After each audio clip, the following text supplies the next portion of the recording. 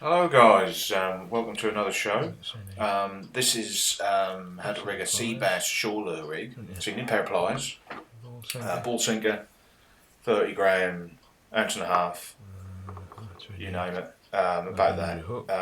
Obviously you need a hook to fix either into like a red gill or a paddle tail of your choice. Got to have a bead, protect the knot, and then you want a fairly strong swivel. That's probably a little bit too big, that swivel, but I've just put it on there just so it's just easier to see. The smaller the swivel the better, because then you can cast a bit further. And obviously you're going to need some paddle tails. They're Berkeley ones, they're about 100mm, you know, vibrate loads, and obviously there's a red gill there. So let's just use the amnesia as your main line, because we can see it there.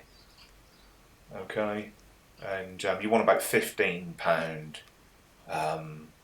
fluorocarbon to your actual hook, and you want it about 1 metre long between the lead and the actual hook. So that's a 2-0. That's a 2-0 mustard. It's got a nice twist in it. It's got a really sharp barb on it. It's a biggish barb, and it's a really sharp hook. A fish puts his mouth anywhere near that, he will be hooked. Anyway, so this is just a standard knot just to tie your hook on. Got a good strong knot. That's just looks like a grinner knot, blood knot.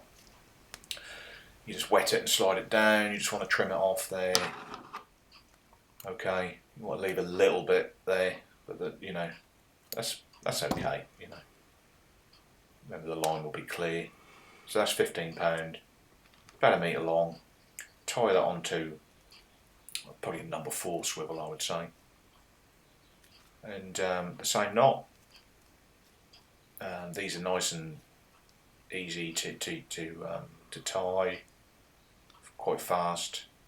And also this rig eliminates the use of spending £20 on a Yozuri or a popper of some description, or just a subsurface lure. It's nice to have those lures, but if you lose them, they're very expensive. That's where I find these other lures are just as effective, if not better, especially the red gill.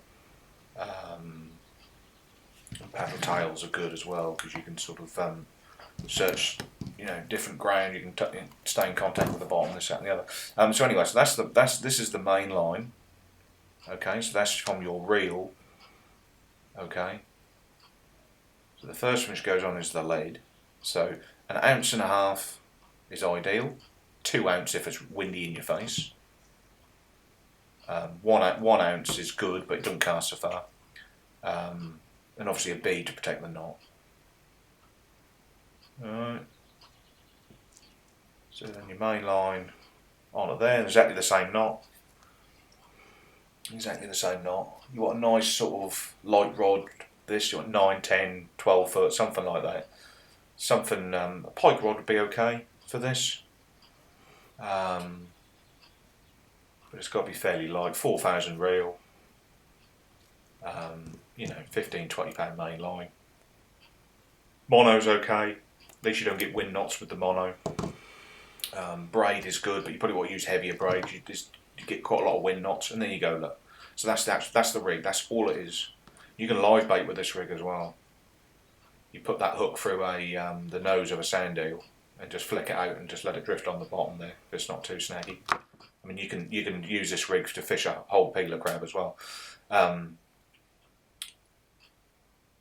So there it goes. So you just go, the sharp hook just goes through the tip of the paddle tail or the soft bait or whatever, and all you're looking to do is just retrieve that, just a very relaxed retrieve, and you'll find the action of the tail will do the damage. Maybe not so much that lure, but definitely those other paddle tails there and the red gill. So that's the 1.5 ounces. That's about right. So just above it there, I mean, sometimes with the paddle tails, if you want to retrieve it and let it sink down to the bottom, I sometimes just tie a stop knot just above the lead, just to stop the lead from sliding a bit. I find if you use a lot bigger paddle tails with a really big tail on them, they can sort of drift down to the seabed a lot slower, you see, because the line will just pay out a little bit. So I find just tying this just keeps the lead where it is, so to speak. I find a paddle tail, when it's sort of drifting slowly down to the bottom with the lead, fish will take it on the drop. But there you go, that's just a standard connecting a line to another line paternoster, and you snip those ends off and you can use that as a slider. You can tighten them up a little bit with a pair of pliers. But just for the video, I'm just gonna, and I've left it a little bit long there as well, so you want to nip that off a little bit more, because remember, you're trying to get distance when you cast them. But this rig will cast a lot further than your 20 gram Yozuri 20 quid, 25 quid lure, especially if you've got wind in your face. So it's a cheap, just as good, effective way of catching your bass, and you can get distance with it as well. And I often find, when you go down fishing, you're confronted with all sorts of, different conditions, wind and tide, and all things making it difficult. And I find with those expensive, poppers and this is that and the other, I find that they're not actually that effective because you can't get enough distance with them. But this will mitigate all that. See, that's just a red gill. So I've just snipped it off there. It's about 1 metre long. Anyhow, it's just a red gill, look. Tiny little red gill. You probably get smaller mackerel on it as well and stuff like that. So there you go, guys. That's the video. And take care. I'll see you later. And please subscribe.